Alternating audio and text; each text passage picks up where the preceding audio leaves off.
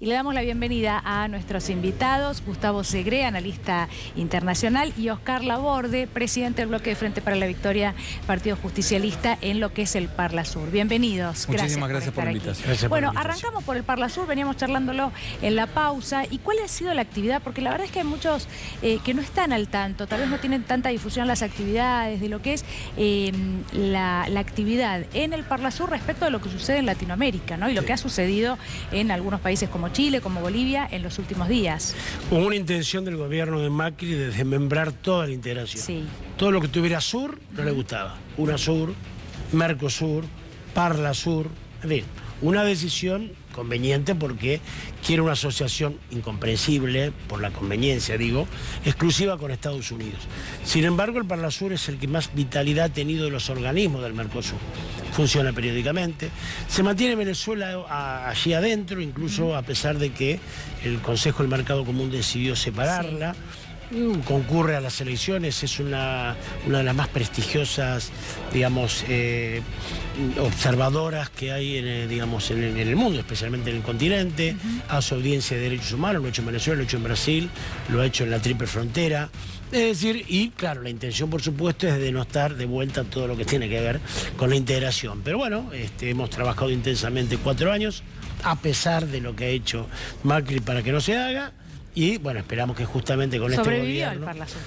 Sí, yo diría que más, que bueno, una cantidad incluso de cuestiones que tienen que ver con documentación en la Triple Frontera, con vacunación de algunas cuestiones, de algunas que tienen, en países que tienen cosas comunes, sí. Homologación de títulos. Hay una cantidad de cuestiones que finalmente se aprobó, también que obviamente hay una intencionalidad en que no aparezcan, ¿no? Claro. Gustavo, ¿y cómo podríamos analizar esto que hoy es una Latinoamérica, bueno, convulsionada, ¿no? Podríamos decir. En medio de todo esto, la llegada de Alberto Fernández al gobierno. Ideológicamente complicada, porque ha quedado un Mercosur que de alguna forma dependía del resultado electoral de Uruguay para saber si quedaban 2 países hacia la izquierda o 2 países a la derecha. Definitivamente quedó Bolsonaro y la calle Pou a la derecha. Un Paraguay que asume una posición de centro en la economía y una incógnita en relación a Alberto Fernández porque no se conoce todavía cuál será el programa económico que va a desarrollar, lo cual presumimos que va a ser hacia una economía un poco más cerrada y no la apertura que está buscando Brasil. Es importante mencionar que dentro del Mercosur los votos de los países son individuales, no tienen que ver con el tamaño de su economía, con lo cual Uruguay, a pesar de ser el más chico, tiene el mismo peso de voto que podría tener Brasil. Sabemos que ahora, en la reunión que comienza mañana en Bento Gonçalves, debe tener un retiro de la pauta que había propuesto Brasil en relación a la reducción de arancel externo común. Para explicarle a la gente que nos está mirando, es el impuesto que pagan los productos que vienen fuera del Mercosur a ser importados por cualquiera de los países integrantes del bloque. Y esto tenía una voluntad por parte de Brasil porque quiere ampliar su economía hacia el mundo y entendía que al no estar representado el próximo gobierno de Uruguay y el próximo gobierno de Argentina, con mucho tino lo retiró de la pauta. Así que va a estar interesante. El 2020 va a ser un año muy interesante donde esperamos que el pragmatismo que menciona Bolsonaro sea realmente efectivo y que Argentina y Brasil continúen juntos como deben hacerlo. Bueno, seguramente que esto va a ser así, ¿no? Sobre todo para ver cómo se va posicionando, cómo queda posicionada la Argentina y por lo tanto todos nosotros en medio de esa especie de juego de cartas, por decirlo de alguna manera. Pero venimos de años, Oscar, donde el propio Mauricio Macri y con un G20 aquí de local en la República Argentina hablaba de relaciones con el mundo que nos iban a favorecer en muchísimo en lo económico, bueno, en todo sentido. Y esto efectivamente no sucedió. No, se aisló del mundo Macri, ¿no? Al optar por los Estados Unidos se aisló del mundo. Achicó el comercio con China, descuidó el comercio con Rusia, en fin. Y no se comprende bien por qué, porque vemos en estas horas el castigo de los amigos de Macri que le hacen a la importación de aluminio y de acero. Ya habían subido los aranceles al biodiesel, lo que habían impedido 1.300 millones de posibles exportaciones, y todo a cambio de qué. Ahora, seguramente como... Algunos intentan leerlo como un castigo a Alberto Fernández por sus declaraciones. No, y a Bolsonaro entonces por qué. No, Estados Unidos, eso es una simplificación o una capciosidad de echarle toda la culpa a Alberto Fernández, un gobierno que se especializó en los 3 primeros años, echarle la culpa al de atrás y en el último año al de adelante. No, esta sanción que acaba de tomar Trump justamente es contra Brasil, Bolsonaro, y contra Argentina, Alberto Fernández, con lo cual demuestra que hay que tener una autonomía, ¿no? Vos hablabas del pragmatismo. Va a ser interesante para los analistas ver, porque siempre Brasil y Argentina tuvieron gobiernos similares. En el caso de Alfonsín, en el caso de Menem, en el caso de los Kirchner con Lula y con Dilma, sí. Macri con Bolsonaro ahora. El desafío va a ser para los analistas y para los políticos cómo hacer con gobiernos diferentes que tienen una necesidad común de comerciar. Digo, Bolsonaro puede decir lo que quiera y Alberto se podrá enojar cuando le contesta. Ahora, hay una industria funcionando que no ha bajado en lo más mínimo porque hay toda una cinta transportadora de trabajo productivo que no se detiene. Hay que buscar el pragmatismo y hay que juntarse. Nosotros no podemos salir al mundo, error de Macri, cómo Argentina se va a vincular unilateralmente con alguno de los países. El mundo tiende a agruparse, es más, a la natural asociación que debemos tener industrialmente con Brasil, hay que sumarla a Chile. Nosotros tenemos que plantear el tema, digamos, transcordillerano para poder exportar junto con Chile al Asia-Pacífico. Y a eso hay que dedicarse. Después, bueno, cada uno planteará sus cuestiones ideológicas, sobre los derechos humanos. Pero si nos concentramos ahí, si lo hace Alberto, si lo hace Bolsonaro o la élite paulista, que en este comentario que vos haces, lo obliga a Bolsonaro y le dice, no bajá los aranceles. Vos no tenés autoridad a bajar los aranceles. En una reunión, digamos, donde efectivamente, como acá se decía, viene gente que se está por ir. Sí. Así que va a ser interesante, yo soy optimista con el rol que va a tener América Latina. Segre, hizo bien Mauricio Macri con su postura, en realidad dándole la espalda prácticamente o totalmente a lo que es el Parlasur. No, yo creo que es un error. Desde el punto de vista técnico, y esto lo digo con total humildad, yo creo que el Parlasur podría hacer más de lo que hace, con mucha humildad y a modo de sugerencia inclusive. Sí. Mi cuestión es técnica en comercio exterior y específicamente con Brasil. El Tratado del Mercosur en el artículo 1 determina que un producto fabricado, producido en uno de los países partes es similar a uno producido en el otro de los países partes. Hoy, y hemos hecho un trabajo para el BID de convergencia regulatoria, vos tenés un producto que es un alimento argentino y que debe ser registrado nuevamente en Brasil después de 28 años de la firma del tratado. Y es un atraso eso, porque algunos registros demoran hasta 2 años. Y por el otro lado, el artículo 7 del Tratado de Asunción, que tributariamente determina que un producto producido en un país tiene el mismo arancel en el otro, lo cual no es práctico porque hoy, por ejemplo, un producto argentino ingresa a Brasil pagando el 18% de ICMS, que es un impuesto de allá, y cuando le venden a otras provincias paga el 4%. Y un producto brasilero paga el 12% o el 7%. Claro. No es bueno que pague menos porque le genera crédito fiscal al que importa. Lo mismo ocurre con PIS y COFINS, 2 contribuciones sociales, y que si el Parlasur consiguiera tramitar esos 2 temas, Argentina podría exportar más. Entonces creo que el Parlasur debería, además de la cuestión obviamente legislativa, que es muy importante, debería tener primero más divulgación para que todos sepamos qué es lo que hacen, porque se reúnen y es bueno que lo sepamos, pero además que podamos aportar ideas desde lo práctico para que sirva para expandir el comercio. Bueno, hablamos del Parlasur, focalizamos un poco ahí, pero porque justamente lo decía Segre recién, ¿no? Es bueno que se sepa qué es lo que hacen los legisladores del Parlasur, qué función cumplen, hacia dónde avanzan. Se cree que en los próximos años, Oscar, va a avanzar, van a ser de mayor actividad. Podemos establecer un paralelismo con el Congreso local, ¿no? Y decimos, bueno, en los últimos meses y por razones diferentes, año electoral, el Congreso local tuvo poca actividad, se avanzó muy poco. Y algunos hablan de un Congreso que se viene muy expeditivo o que esto es lo que quiere Alberto Fernández. Y en relación al Parlasur, ¿cuenta, por ejemplo, con los recursos? ¿Contará en los próximos años para esto? Bueno, primero le tomo la propuesta y la idea y tal vez... Y con mucho gusto les paso después información, porque eso puede ayudar a exportar más. Seguro. Yo creo que es bueno que en general todos los que tenemos una idea de la integración colaboremos, ¿no? Y lo que propone el amigo es mejorar algo que está bien.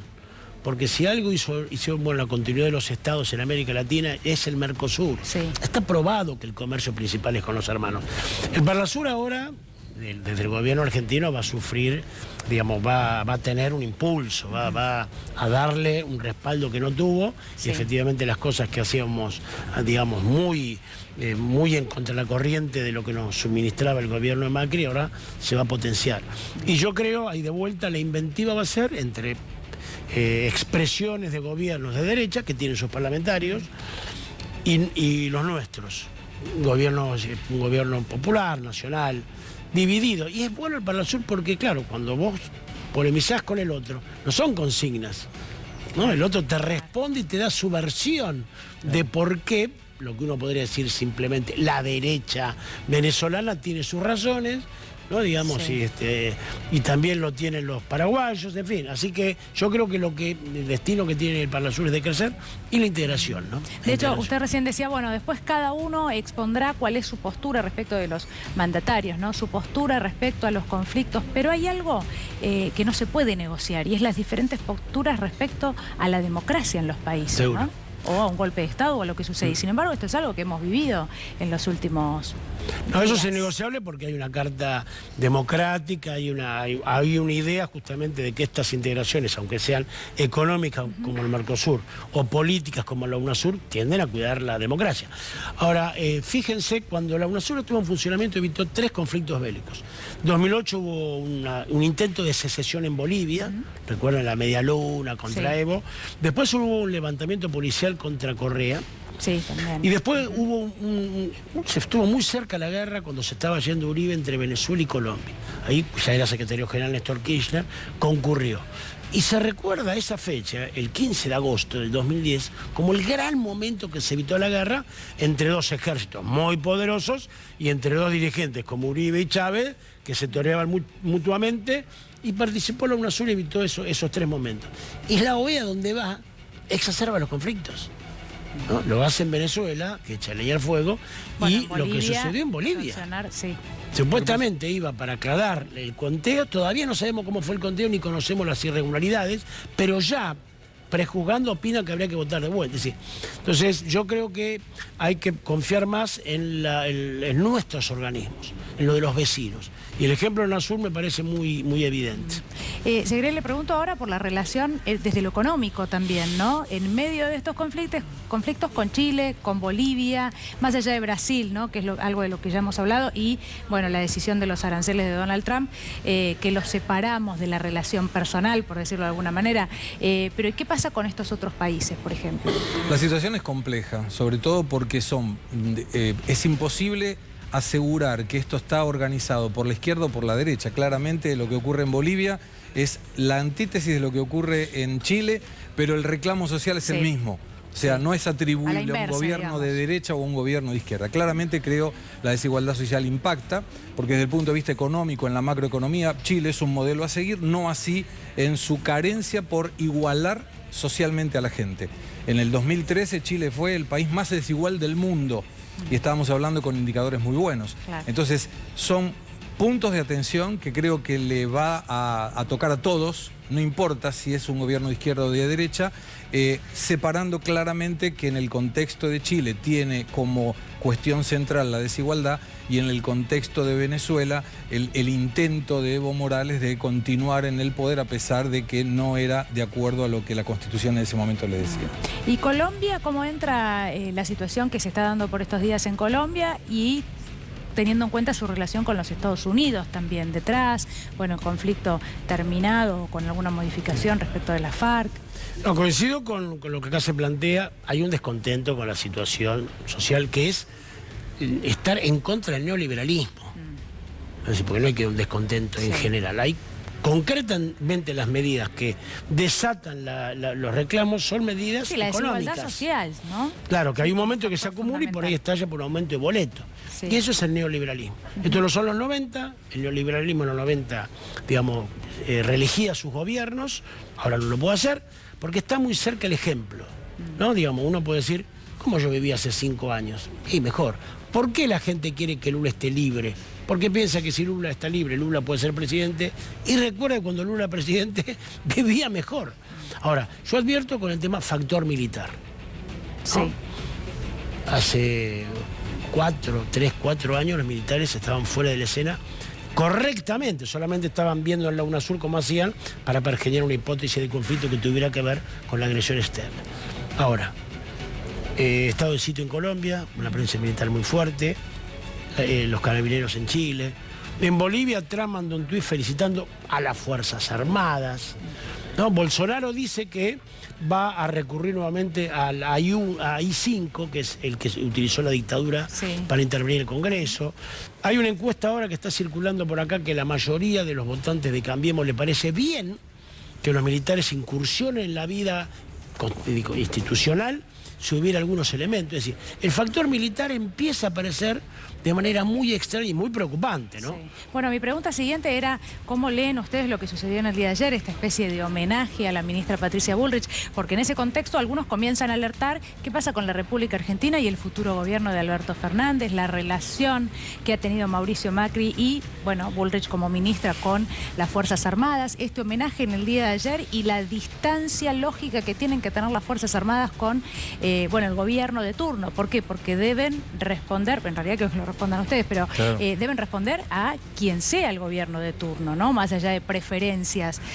¿Cómo imaginan que serán los próximos años? A mí me gustaría hacer un comentario sobre una afirmación del tema de Lula. Sí. En Brasil, la mayoría no quiere que Lula esté libre, si no hubiera ganado el Partido de los Trabajadores. Y la cuestión de que Lula pueda ser candidato tiene que ver con una ley que el propio Lula promulgó, que es de la ficha limpia. Igualmente Lula tiene una sentencia en segunda instancia en 2 procesos que intervinieron 13 jueces, con lo cual es una situación que daría lo mejor para otro programa. Bueno, de todos modos en Brasil sabemos que hubo varias cuestiones que fueron como mínimo confusas y no solamente me refiero a Lula, sino a la prisión de Lula, sino también el desplazamiento de Dilma Rousseff. Lula como presidente, y coincido con lo que dice Oscar, fue excelente presidente. Hubo mucha gente que salió de la pobreza.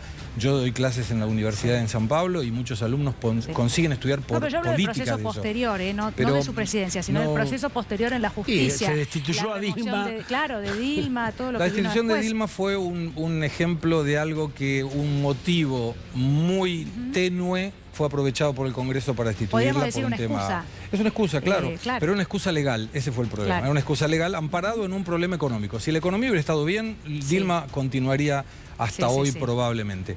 Ahora, el tema de las Fuerzas Armadas también depende de cada constitución. ¿Por qué? En Brasil la constitución permite que las Fuerzas Armadas intervengan en el día a día. Intervengan con la lucha contra el narcotráfico y fronteras hacia adentro. En Argentina no. Claro. Entonces coincido con lo que dice Oscar, dice, mirá, no se puede utilizar las Fuerzas Armadas en defensa de la cuestión del día a día porque no lo permite la Constitución. Entonces habría que alterar la Constitución para que eso pueda ocurrir. En Chile sí permite. Entonces depende de cada país para poder tener un criterio más objetivo. Bien. Una aclaración, Lula no es el PT. Si Lula hubiera ido a elecciones, hubiera ganado, por eso lo meten preso. No, pero él no fue, no importa si iba preso, Oscar. Si él ahora está libre y tampoco puede ser candidato por la ley de la ficha limpia. Claro, bueno, pero yo te trataba de explicar por qué la gente asocia, digamos, por qué el amor por Lula.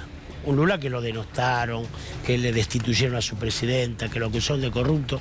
¿Por qué mantiene ese respaldo, ese cariño? Por lo que hizo. Es correcto. Por lo que hizo. Gente pobre y la gente que no tiene recursos lo apoya, menos que antes. Esto lo estamos viendo en algunas caravanas que Lula está haciendo, pero es cierto que Lula fue un buen presidente, sobre todo en el primer mandato. Pero Gustavo, yo me pregunto siempre, ¿qué es gobernar si no es darle más recursos a...? Porque a veces se habla de la gente pobre como, bueno, un sector, pero ¿es el sector para el cual debe gobernar un mandatario o no? Yo creo que debe gobernar para todos, pero el Estado tiene obligación de dar oportunidades. Hay otros sectores que tienen por lo menos algunos temas resueltos, como por ejemplo la mesa mucho más fácil. Llena, ¿no? A la noche. Pero vos fíjate, si un gobierno de cualquier ideología tiene la obligación de darle oportunidad de estudiar a quien quiere estudiar y oportunidad de trabajar a quien quiera trabajar. Si la persona no quiere trabajar, teniendo oportunidad, no puede reclamar después. Pero los gobiernos de izquierda, por denominarlos no despectivamente, tienen una preocupación mucho mayor con la persona de bajos recursos. Que no es el que no quiere trabajar. A mí cuando se dice el que no quiere trabajar, se me pone la piel de gallina porque me parece que es una generalidad.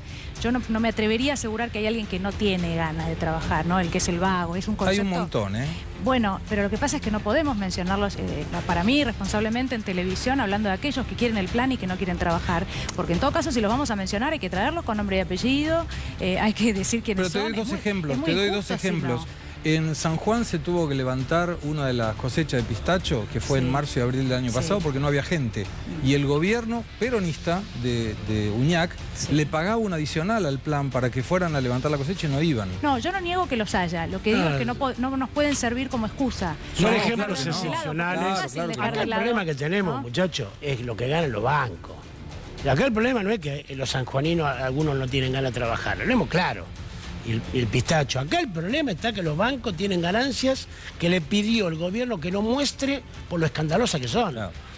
Y los que blanquean y los que se roban, digamos, las cosas. Fíjate una cosa importante de un gobierno de derecha.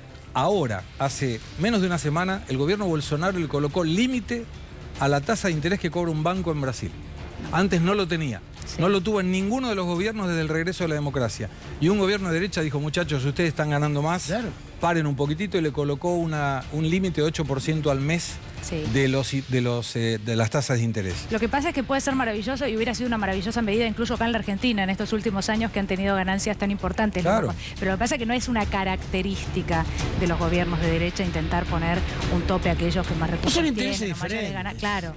Cada uno defiende. Sí, la idea de que todos somos buenos tomados de la mano y caminaremos, eso no existe. Hay lucha de intereses. Sí. Los banqueros tienen unos intereses diferentes al trabajador que pelea una paritaria. Y no está mal que lo hagan. El Estado tendrá que regular la voracidad de los banqueros, digamos, la voluntad de ganancia de los empresarios lo tienen que regular. No, a mí no me parece que voluntariamente los financieros van a dejar de ganar. De hecho, no pasa entre los ciudadanos comunes, entre clase media, clase baja. Nadie quiere ceder ni un gramo, ¿no? Generalmente esto es algo que pasa. Pero abriendo la economía conseguís resolver eso, porque se amplía la competencia, y si un banco quiere cobrar mucho y hay un banco que viene y cobra menos, la gente se va a ir con el que cobra menos. Pero esto de la competencia acá no funcionó. Esto lo planteó Mauricio Eso Macri, es un problema. Fue un planteo teórico la apertura de competencia. Una práctica monopólica de sus amigos. Ahí no se puede, claro, ahí no tenés competencia. Cuando vos no tenés con quién competir, no hay competencia.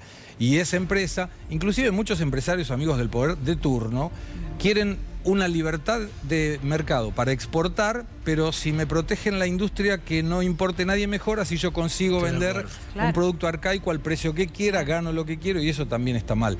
Yo creo que lo que hay que trabajar en cualquier ideología es para que la igualdad social permita que los que están abajo, por decirlo de una forma, suban, y no necesariamente los que están arriba tengan que bajar.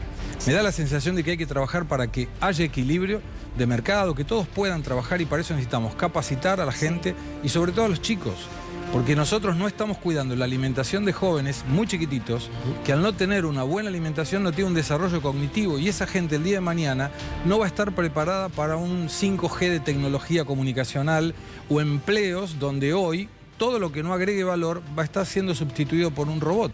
Bueno, esto es muy cierto. Los traigo rápidamente, Oscar, del panorama latinoamericano a la provincia de Buenos Aires, pero porque ayer hablábamos de un informe que, en paralelo casi con la gobernadora María Eugenia Vidal, que hablaba de lo que deja la gestión o lo que le deja a Kicillof, un informe totalmente lapidario, ¿no? Que habla de una provincia de Buenos Aires en condiciones muy, pero muy difíciles.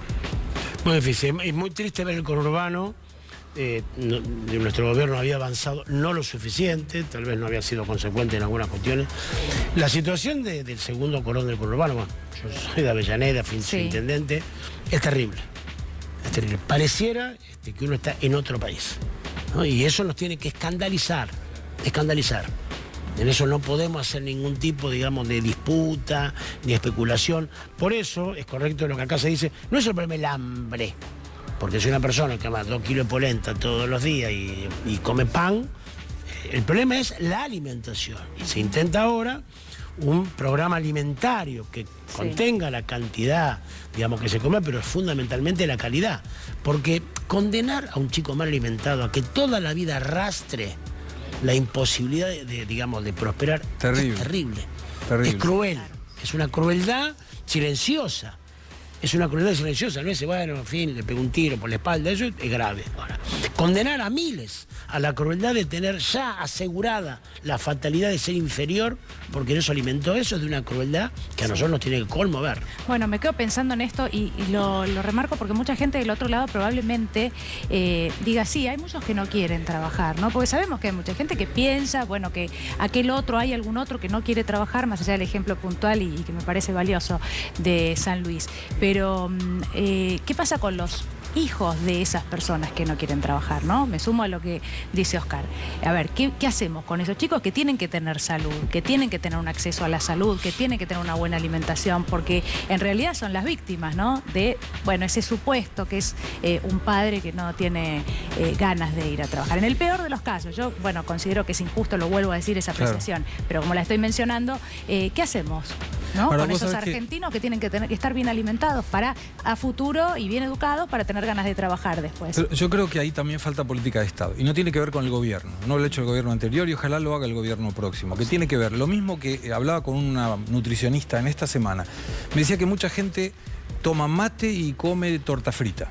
Y no se alimenta, eso no es alimento. Además queda gordo, tiene problemas en los dientes porque es mucho azúcar. Cuando podría hacer lo mismo con una huerta doméstica, tiene lugar en su casa y que de repente podría colocar algo para generar zapallitos, cosas que tienen que ver con la tierra y que nosotros tenemos muy buena tierra y que con un poquitito de creatividad y muy poco recurso público podríamos, no digo revertirlo, pero minimizar el problema que hoy tienen. El tema de la gente que hoy necesita capacitación, yo creo que el plan social debería ser en contrapartida con educación. Tal vez no con el trabajo, pero sí con educación, porque la persona que hoy se educa, mañana consigue trabajo. El problema es que hoy cada vez necesitamos más gente con mayor nivel de capacitación para cubrir lugares que hoy no hay. O sea, hoy si defendemos personas que hablen 2 idiomas, que tengan una universidad, muy probablemente consigan trabajo. El tema es cómo llegamos para que esa gente pueda tener 2 idiomas y una universidad. Bueno, hasta hace un tiempo los chicos, y tomo el ejemplo de Uruguay, tenían sus computadoras, iban a la escuela, tenían acceso, ¿no?, a través de la computadora a todo un mundo que ahora no tienen. Ha sido muy valioso hablar con ustedes, con ambos. Muchísimas gracias por haber venido. Gracias por la invitación.